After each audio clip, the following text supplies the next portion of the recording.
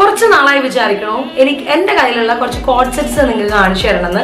ഇപ്പൊ എന്തായാലും trend code set ആണല്ലോ. സോ എൻ്റെ കയ്യിലുള്ള ഈ 3 കോഡ് സെറ്റ് ഞാൻ നിങ്ങൾക്ക് ഇട്ട് കാണിച്ചു തരാം.